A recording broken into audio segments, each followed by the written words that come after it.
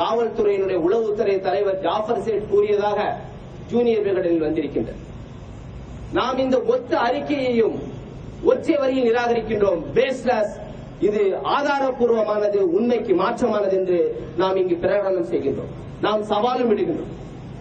சிமிக்கும் popular Front of இந்தியாவுக்கும் தொடர்பில்லை என்பது ஊரறிந்த உண்மை. இதே போன்று மதக்கலவரம் ஏற்படும் என்று நீங்கள் ஒரு ஆதாரம் இல்லாத, அடிப்படை ஆதாரம் இல்லாத செய்தியை குறிப்பிட்டிருக்கின்றீர்கள்.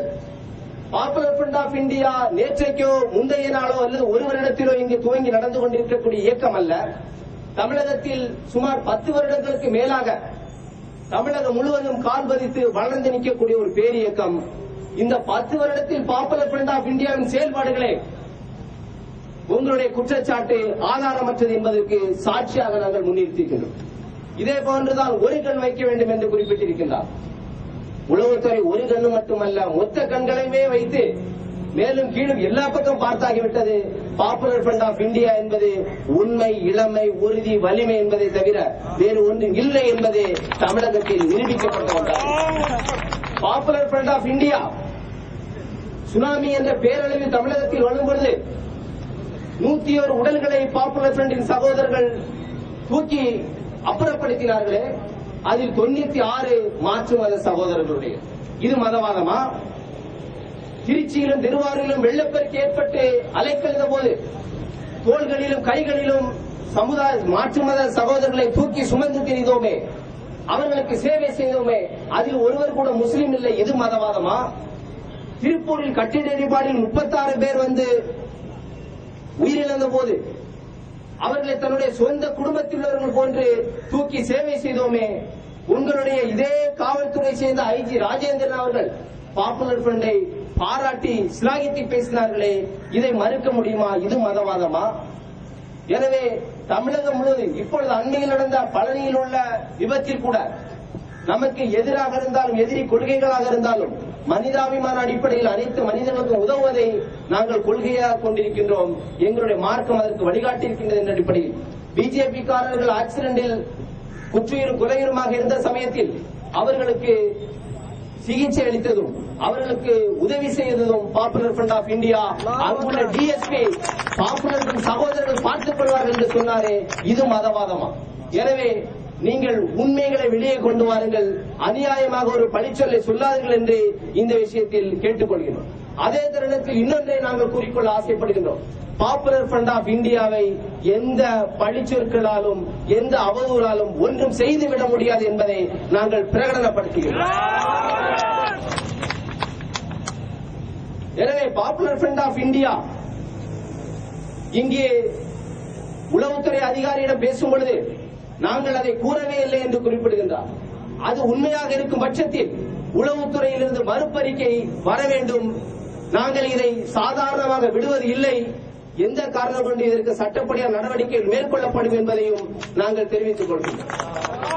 அதே போன்று பாப்புலர் ஃப்ரண்ட் ஆஃப் இந்தியா சுவர்களில் மட்டுமுள்ள இயக்கம் அல்ல. நீங்கள் அழித்து விடுவதற்கு தமிழகத்தில் ஆயிரக்கணக்கான உள்ளங்களில் எழுதப்பட்ட இயக்கம், இந்தியாவில் லட்சக்கணக்கான மக்களுடைய மனங்களில் பதியப்பட்டுள்ள இயக்கம். உங்களால் ஒருபோதும் பாப்புலர் ஃப்ரண்ட் ஆஃப் இந்தியாவை ஒன்றும் செய்ய முடியாது. அதை அழிக்க நினைத்தால் பாப்புலர் ஃப்ரண்ட் ஆஃப் இந்தியா எழுச்சி கொள்ளும் என்பதுதான் நாம் இங்கே கூறிக்கொள்ள விரும்புகிறோம். அதே போல் எனவே உங்களிடம் நாங்கள் கேட்டுக்கொள்வது, நீங்கள் நேர்மையாக அணுகுங்கள், நேர்மறையாக அணுகுங்கள் என்பதுதான்.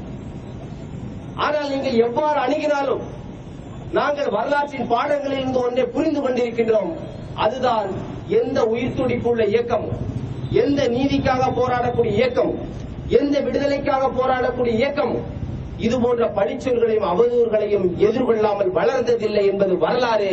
அதனால் எத்தகைய அவதூறுகளையும் பழிச்சொல்களையும் எதிர்கொள்வதற்கு பாப்புலர் ஃப்ரண்ட் ஆஃப் இந்தியா தயார் என்று பிரகடனம் செய்கின்றோம். ஆனால் ஒன்று மட்டும் நிச்சயம், உண்மை வெல்லும், சத்தியம் வெல்லும், பாப்புலர் ஃப்ரண்ட் ஆஃப் இந்தியா வெல்லும் என்பதை தெரிவித்துக் கொள்கிறேன். பாப்புலர் ஃப்ரண்ட் ஆஃப் இந்தியா சிறை கைதிகளுடைய விஷயத்தில் உண்மை நிலைகளை ஆய்வு செய்வதற்காக கோயம்புத்தூரில் எல்லா வீடுகளுக்கும் நாம் தமிழகத்தில் ஆய்வுகளை மேற்கொண்டிருக்கிறோம். ஒவ்வொரு வீடுகளுக்கும் நாம் ஆய்வுகளை மேற்கொள்ளப்படும் பொழுது அங்கு ஒரு குடும்பத்தினர் கேட்ட கேள்வி என்னவென்றால், நாங்கள் வாக்களிக்க தொடங்கியதிலிருந்தே திராவிட முன்னேற்ற கழகத்தை தவிர யாருக்கும் வாக்களித்ததில்லையே, கலைஞர் அவர்கள் எங்களுக்கு மனமிறங்க கூடாதா, எங்களுடைய வாழ்வின் அவலங்கள் நீங்க வழிவகை செய்யக்கூடாதா என்று ஏங்கி கேட்கின்றது நியாயம் உள்ள கேள்வி, முஸ்லிம் சமூகத்தினுடைய ஒரு கேள்வி. இதே போன்று இன்னொரு குடும்பத்தை அணுகிய போது அவர்கள் கேட்டது என்னவென்றால், கலைஞர் அவர்கள் ஈழத்தமிழர்களுடைய அவலங்கள் அடங்கிய ஒரு குறுந்தகளை பார்த்து கண்கலங்கியதாக நாங்கள் பத்திரிகையில் பார்க்கின்றோம்.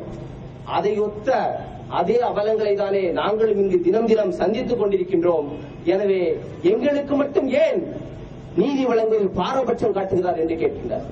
இது நீதியுள்ள கேள்வி, நியாயம் உள்ள கேள்வி, மனிதாபிமானம் உள்ள கேள்வி.